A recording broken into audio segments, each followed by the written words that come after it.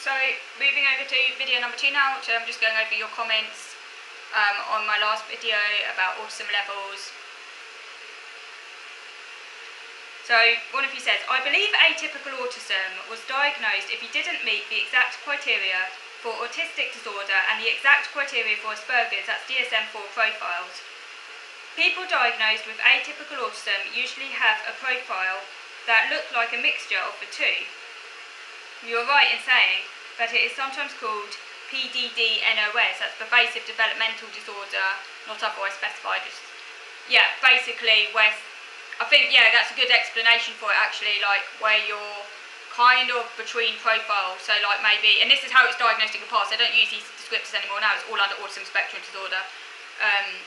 Basically, so yeah, what you're saying is that if you were sort of between profiles, so not quite Asperger but not quite autistic disorder, a kind of a little bit of both, so a bit more severe maybe than Asperger's, but not, essentially not severe enough to be autistic disorder. Yeah, that will make sense.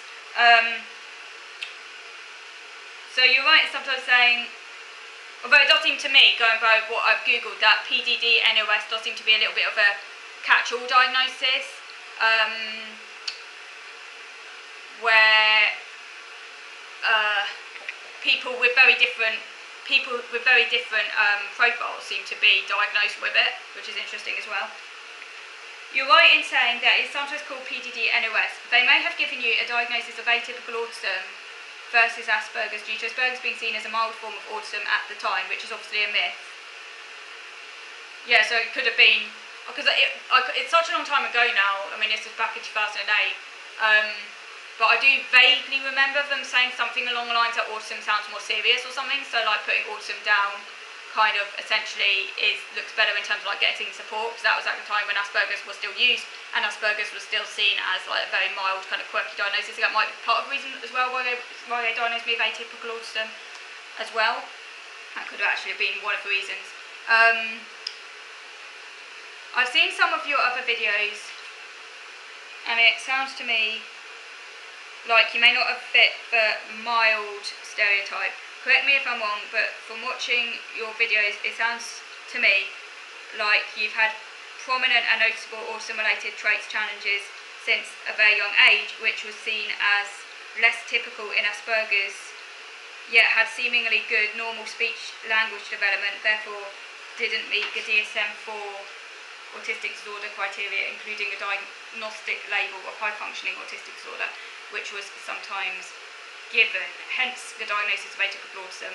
Yeah, you may well be right. Again, this is such a long time ago and I very much wish I'd clarified this at the time, but that may well have been their reasoning behind it, along with the fact that atypical autism sounds more serious than Asperger's, so, you know, in terms of like getting support, that may well have been why they put that on my diagnosis as well. But yeah, I had significant problems as a child, which were identified even at nursery school, and social integration issues, which, you know, which were very obvious when I was a child. I mean, obvious in the sense that what I mean is obvious in the sense that anyone who spent some time with me would have noticed them. Basically, it's just that being the 1990s, the awareness of autism then was very patchy, and it may well have been one place, one time. You know, who knows, if I'd gone to a different school with more autism awareness, maybe it would have been diagnosed much younger, but obviously this was the 1990s. The main autism understanding back then was those with minimal to no language development, and obviously I did have normal language, more or less normal I say, because I did speak in pronoun reversals until I was quite old, which is actually quite a common autism sign. But in terms of like my actual language development, other than that, was more or less under normal lines, aside from taking things very literally, but other than that it was more or less under normal in terms of the fact I could talk and stuff. And obviously autism was associated with those with minimal language, or very impaired, obvious inability to pronounce things, you know, obvious stuttering, whatever, And also autism was also associated as being very aloof, and although I really struggled with interaction, which was very obvious right from the get-go in terms of like nursery, and was noticed very young, although I had those noticeable problems with interaction,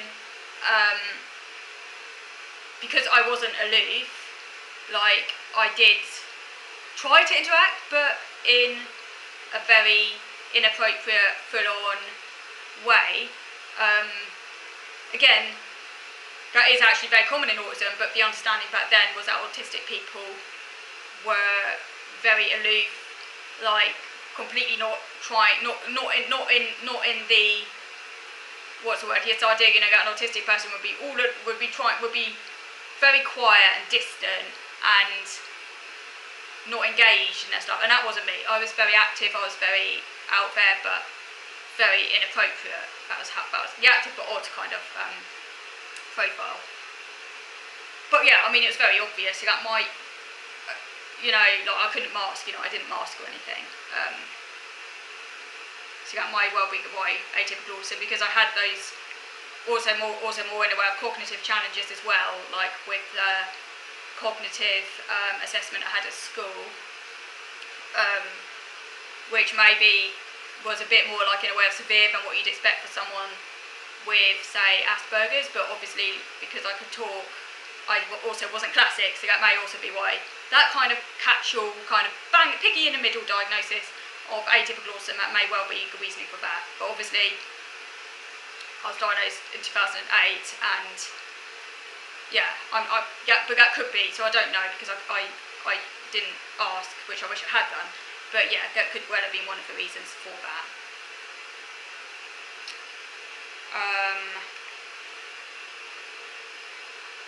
Where was I?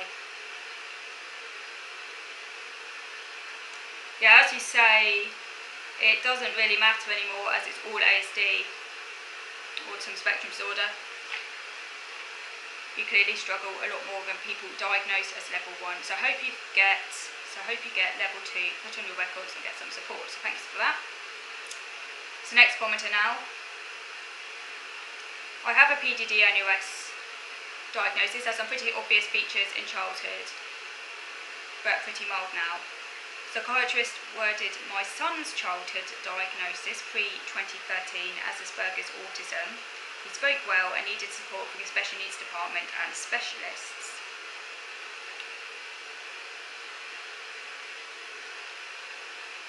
Because that's the thing, isn't it? People with Asperger's could also have it pretty severely, of course.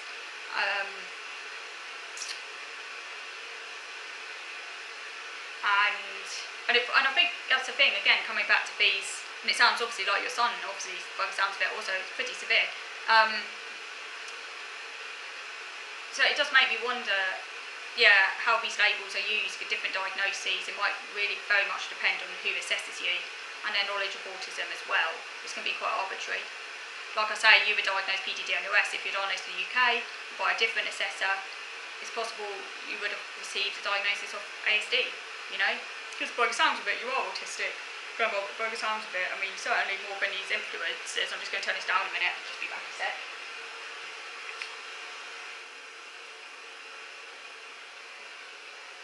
So yeah, it might just depend. So I have white noise in the background of this house with concentrate, but I just need to turn it down a bit, so it's a bit loud.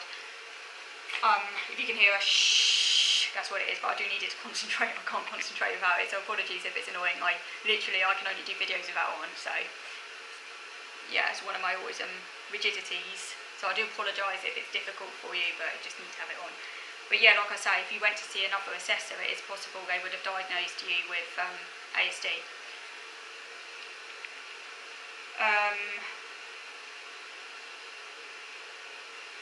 So another one of you says, I really hate the ideologies promoted by the neurodiversity political movement too, as they clearly do not acknowledge the vast scientific evidence that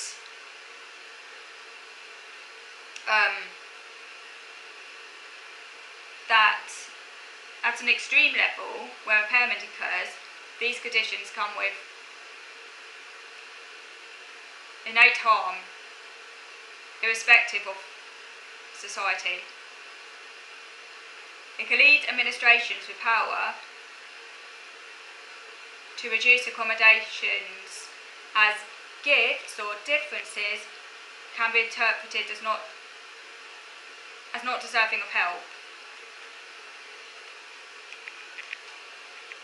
Another one of you says, I have to say, I actually voted for the Green Party in the election. This is talking about politics now, as I mentioned in your video. I said I joined the Green Party because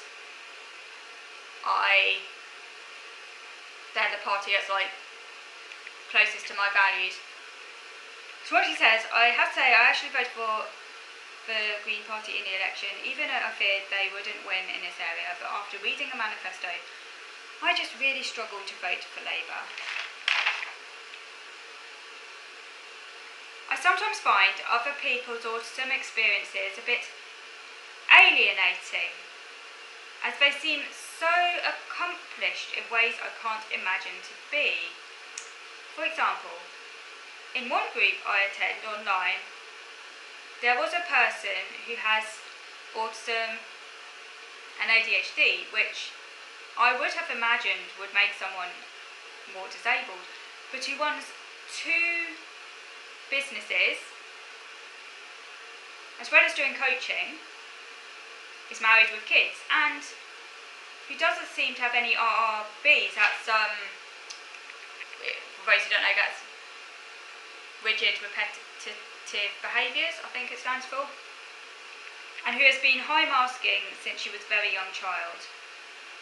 It's not that I don't recognise that autistic people can own a business or be married or have kids, but when they can do all of it and seemingly lack features that I thought were an essential part of the diagnostic criteria, it throws me.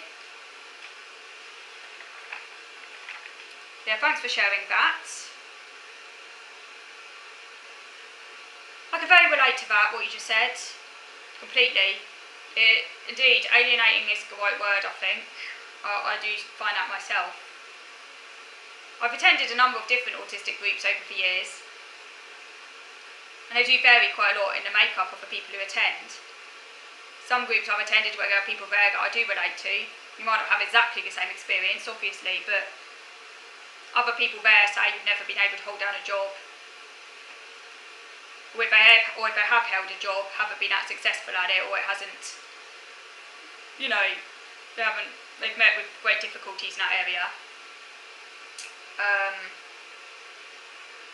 and have never really, struggled with the relationship side of things, maybe, or just being, I guess, struggling in those areas. So I've met people like that. We're going to also, in many groups I've attended as well, there are people who I just can't relate to at all.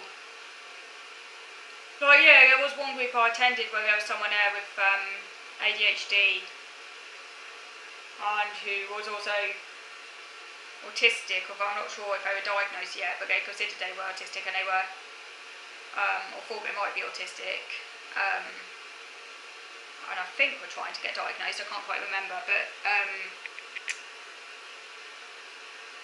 if they, I could sort of, maybe if they just had ADHD, because ADHD is quite different to autism, although it's very common for people to have both ADHD and autism.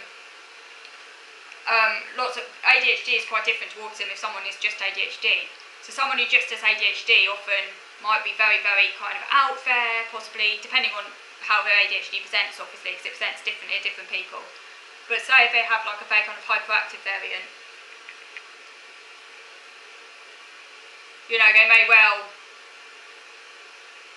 have lots of things going on. Like they might throw themselves into starting businesses, maybe travelling, adventure, risk-taking, all of those things. And this person, by the way, was all into that. Very kind of gregarious, extroverted and everything, which makes sense for someone with ADHD. And I could definitely tell she was ADHD, alright. She was incredibly definitely ADHD. But I just couldn't see, when she went to autism, I was like, you're having me on, because I'm not saying she isn't necessarily, obviously I'm not a doctor, so I don't know. But I was like, but I can't relate to any of